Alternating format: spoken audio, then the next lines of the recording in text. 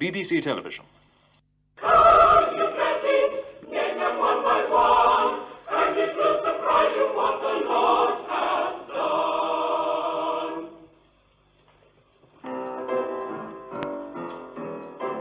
Come, ye thankful people, come, praise the song of harvest home. All is safely gathered in, let the winter storm begin. For the Maker doth provide for the months to peace of light. Come to God's own temple, come, praise the Son of harvest home. Good evening. New Hymns for Old. That's what we're calling this program. And already you've had a flash of the old and the new from our choirs. There's a great deal of talk nowadays, and some action too, about the need to find some new lively hymns that might appeal to the young folk and replace some of the grimmer Victorian relics we still find in the hymn books. General Booth, the founder of the Salvation Army, once exclaimed, "Why should the devil have all the good tunes?" And the Salvation Army is still attempting to be with it by introducing electric guitars and bonny lasses singing beat music. The Church of England, the Congregationalists and Baptists have all revised their hymnaries since the war, and the Church of Scotland is at it too. But what kind of religious pop music should we be looking for? Remembering that ultimately it must be sung in worship in the church. Now I have with me two Church of Scotland ministers who are going to demonstrate what they believe to be the answer. On my right, the Reverend James L. Dow from a shipbuilding parish in Greenock, who has already introduced some popular appeal hymns into his service. The Reverend Ian Pitt Watson from a residential parish, a musician in his own right and founder of the Edinburgh University Singers. Well, Mr. Pitt Watson, how do you view this problem? Well, I'm quite sure there is a place for popular music in church. I tremendously admire the sheer daring of men like Moody and Sankey, who took the popular music of a Victorian music hall and baptized it into the life of a church. That was just the right thing to do at the end of last century. But our job in the middle of the 20th century, I'm sure, is not to revive the popular music of our grandparents and turn our services into a kind of religious These Were the Days program. If we want to do in our day and generation what Moody and Sankey did in theirs, we've got to take the music of South Pacific and My Fair Lady and West Side Story, especially West Side Story, and we've got to be prepared to baptize that kind of music into the life of a church, if we dare. And would you throw out all the music that exists in order to bring in this passing music of today? No, of course not. Always the church must rely, for the staple diet of its worship, on the tremendous and magnificent heritage of music that it's received from centuries past, music that's been purified by the passage of time. But as well as that permanent music, the church always requires expendable music. Music that speaks in the idiom of its own day and that speaks to the particular needs of its own day. That's exactly what the Victorian hymn tune writers did for their day, and I want to see somebody doing it for ours. What have you got to say to that, Mr. Dow? There's a mild attack there, I think. Well, I would agree that the kind of music that Ian Pitt Watson's thinking about is probably expendable. But I wouldn't just agree that the redemption hymns are expendable. After all, not everybody likes West Side Story. But there is something, I do believe, which comes out of the East End story and which created the redemption hymns, which speaks to everybody. After all, these hymns have been sung, they have been popular for 100 years. And surely, if hymns had something to say to 4 different generations, they still have something to say to the 5th generation, the generation of today. Thank you, Mr. Dow. Well, hymns obviously serve many purposes, but there are some hymns which will tell us of the gospel of the good news, hymns of proclamation. There are hymns which speak of coming together, of fellowship, hymns of fellowship. And there are hymns which will speak about our praises to God, hymns of adoration. And we would like to keep these 3 headings in mind while we listen to the examples we're going to hear now. I'd ask Mr. Dow, first of all, to give us an example from your type of music which you would introduce of a hymn of proclamation. The redemption hymns, of course, are particularly good for this because in their day and generation they were the hymns of the street corner. They were the hymns of the proclamation of the evangel to the passing throng. And I do think that there must remain a place for this kind of hymn, especially in these days when we have the great mass media of radio and television. After all, we can't just confine proclamation within the four walls of our church. It was like the minister who said that he could get plenty of people to play his harmonium, but not two to carry it out into the street. Well, we can get out into the street now, and we can get people in their homes with this kind of hymn. In this particular one, some of the words aren't all that they might be. These could be improved. After all, when you say, keep your windows clean, you might be thinking of an advertisement on commercial television. But be that as it may, people know what it means. The hymn is Standing Like a Lighthouse. Standing like a lighthouse on the shores of time, looking all the waves of darkness, sin and crime. Open up your windows, there's a wax of light. Let the gospel light shine out. Let the gospel light shine out, shine out. Let the gospel light shine out, shine out. While your lamp is burning, keep your windows clean. Let the gospel light shine out. There are human shipwrecks lying on the ground. Oh, but what a darkness everywhere is found. Once upon the vessels off from dangerous ground. Let the gospel light shine out. Let the gospel light shine out, shine out. Let the gospel light shine out, shine out. While your lamp is burning, keep the windows clean. Let the gospel light shine out. Fine bouncing tune, Mr. Dow, but full of echoes of bygone days. What do you think, Mr. Pitt Watson? Great fun, and it's nostalgic and very pleasant. But as a proclamation of the gospel, I just don't think it's honest. It's trivial, and it's too easy by half. James Dow knows perfectly well that in preaching the gospel, you can't always be pleasant. Sometimes the preaching of the gospel gives offense. Now, the same's true about honest music. And I'm going to be just slightly offensive musically now. Here's a rough, rugged setting by Malcolm Williamson of Ride On in Majesty. It's got a strong and a very simple tune, but the accompaniment has an explosive rhythm and harsh modern harmonies that to me quite perfectly picture the bitterness and the glory of Palm Sunday. It's as good as anything you'll find in West Side Story, and I mean that as a high compliment. Ride on in majesty. Our golden tribes, Hosanna cry. Thy humble beast pursues his road, with bound and scattered garments thrown. Ride on in majesty.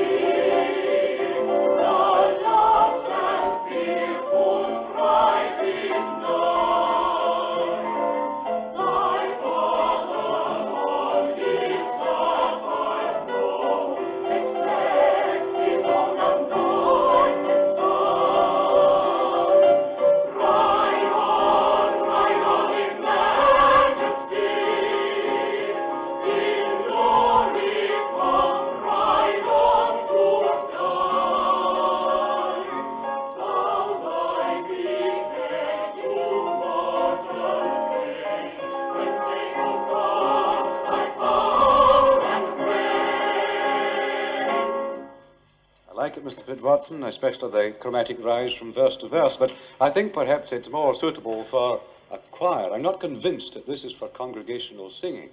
However, over to you, Mr. Dow. No, nor am I. I don't see how this could really be sung without a conductor. I don't know what this would sound like being led by a church organ played by an organist of very average caliber. But I certainly cannot see John Henry Dubb, boilermaker of Greenock, singing this with much enthusiasm or with very much efficiency. I don't think he could manage it even if he's paid overtime doing it. Well, could we hear what John Henry Dubb thinks of hymns of fellowship, and one you think he would find most acceptable? I think he would find this one acceptable, and so would his wife. The other year there was a song, Say Wonderful Things to Me, I think it was called, which did very well on Eurovision in the song contest. This Old Redemption hymn, I don't know if it was the inspiration of that song or not. There are resemblances, but my point would be that if the song was found acceptable today, then why shouldn't this be acceptable today? The hymn, Sing Them Over Again to Me, Wonderful Words of Life. Sing them over again to me, wonderful words of life. Let me more of their beauty see, wonderful words of life. Words of life and beauty, teach me faith and duty. Beautiful words, wonderful words of life. Beautiful words, wonderful words of life.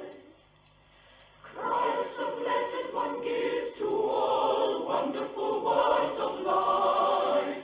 Sing a list to the loving call, wonderful words of life.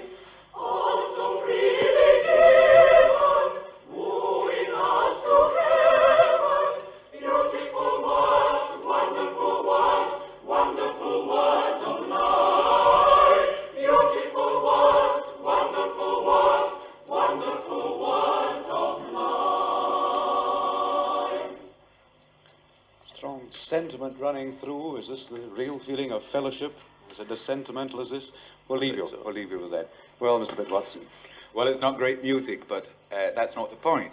My next tune isn't great music either, but I think it is music that can help us to express this sense of fellowship you were speaking of, and to express it in a genuinely contemporary way. It's Malcolm Williamson's setting of We Love the Place, O Lord, and if it sounds as if it might do quite nicely in Come Dancing, I'm not worried. Bach used the dance rhythms of his day in the service of the church, so why shouldn't we? We love the place, O Lord, wherein thine honor dwells. The joy of thine abode, all earthly joy excels. We love the house of prayer, wherein thy servants meet. And thou, O Lord, art there thy chosen, wrathful priest. We love the word of life, the word that tells of peace. Oh, comforting the strife and joy that never cease. Lord Jesus, give us grace on earth to love thee more. In heaven to see thy face and with thy saints adore. A very pleasant, slow foxtrot, Mr. Pitt Watson, but I'm afraid my mind was moving into other spheres than the church as I listened to this. What about you? I would feel that way too. I would take no exception to that hymn. Of course, I wouldn't like it thought that I'm advocating redemption hymns at the expense of this kind of hymn. But I wonder if the old tune didn't say rather more than this. This tune is loving the house of God. It might suit some of the newer and more difficult architecturally houses of God, but somehow it doesn't seem to fit the old parish kirk and the plain building. Well, could we move on to our third heading now, to hymns of adoration? And here I feel I want something strong. Have you got something strong in your repertoire? No, I'm not quite in agreement with you on that. To me, adoration is something that is coming out of simplicity. It's a sign of having received the grace of God and being at peace and being content with things. Therefore, I think it should be simple, it should be quiet, it should be peaceful. And the hymn which we have chosen to express this is the redemption hymn, I Will Sing of My Redeemer. I will sing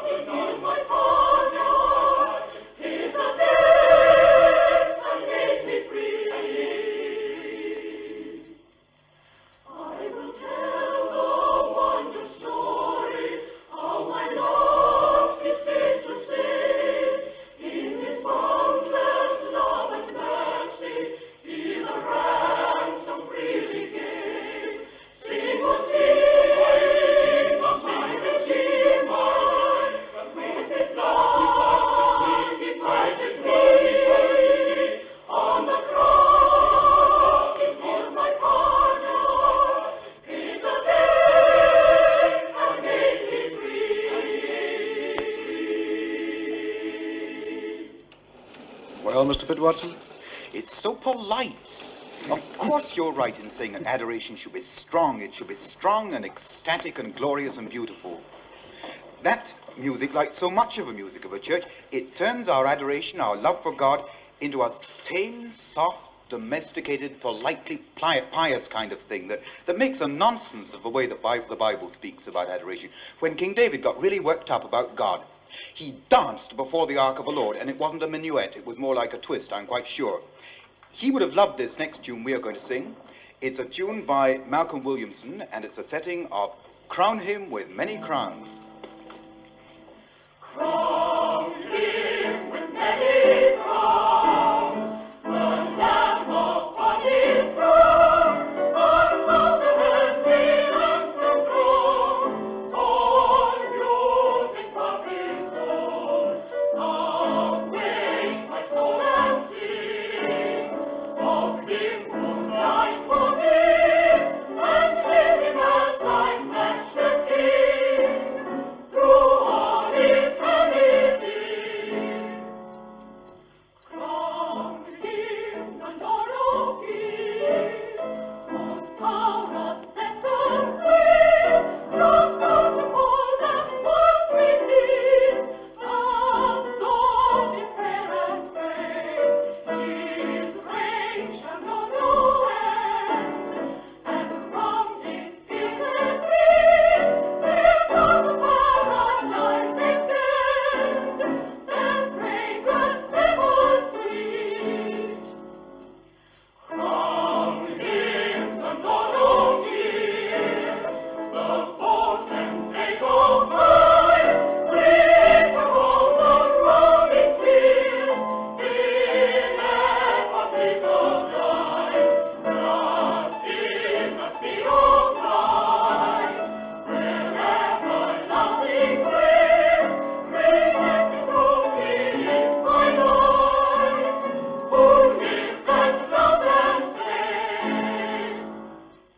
Well, gentlemen, if I can stop my feet tapping and my fingers snapping, I would like to ask you a few questions now about those examples. First of all, going back to this set you've given us, Mr. Dowd, were these ever accepted in the time, or at the time when they were written?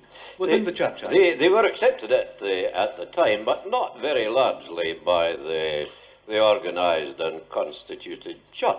But there was a reason for that.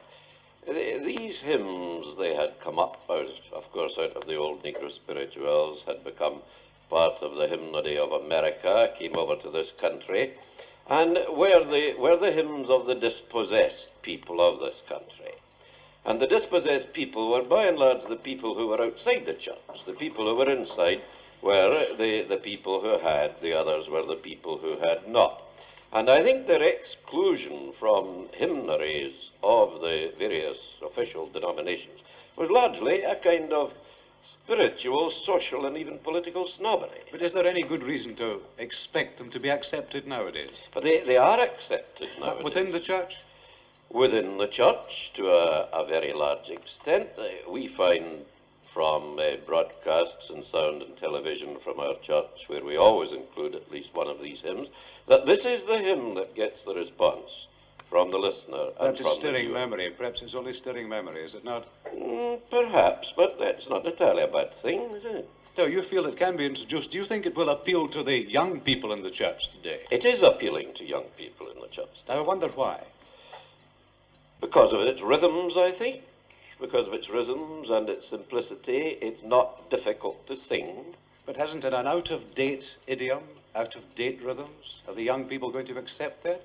No, I think these are by and large the rhythms of today. As I said at the beginning, I don't know that this modern beat has very much of a life when all is said and done.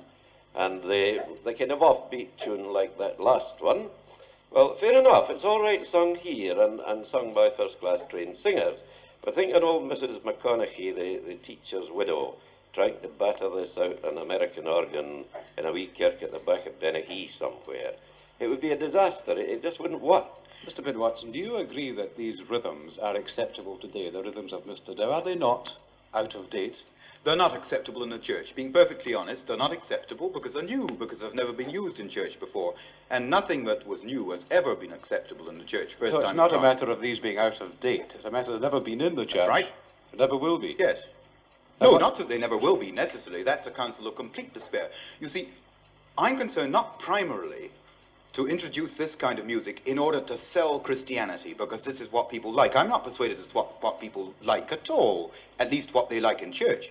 What I am concerned about is this, that the Christian gospel is no less than this, that Christ is alive, that Christ is our contemporary, that Christ can and does speak in the language of today.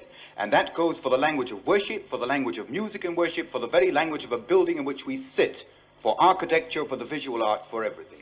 Now, if it was difficult for these rhythms and this idiom to get into church in the old days, why should you expect the new rhythms to be accepted today? Isn't the problem the same? It'll be just as hard, and if any kind of new music, and I'm not only sold on this kind of new music, but on many other kinds of new music, and indeed many other kinds of old music that's gone out of fashion. If any kind of music is going to be reintroduced or introduced for the first time into the repertory of a church, we've got to teach. It's a teaching ministry of a church that we're falling down on so terribly. We slip these hymns into our hymn list sometimes, and people we hope won't be too terribly shocked. We've got to teach them, note by note, we've got to teach them. It can be done. Do you agree that the congregation should be singing? You wouldn't leave the music to a trained choir who would sing good music. No. Oh, dear me, no. What the whole thing is, what we've been arguing about is what is good music today. And I think there's far too much in all art forms of people saying, you like this, therefore it can't be of very high quality. Otherwise, you wouldn't like it. You would need to be taught it. Is there a place for training people in the best music? There must always be that.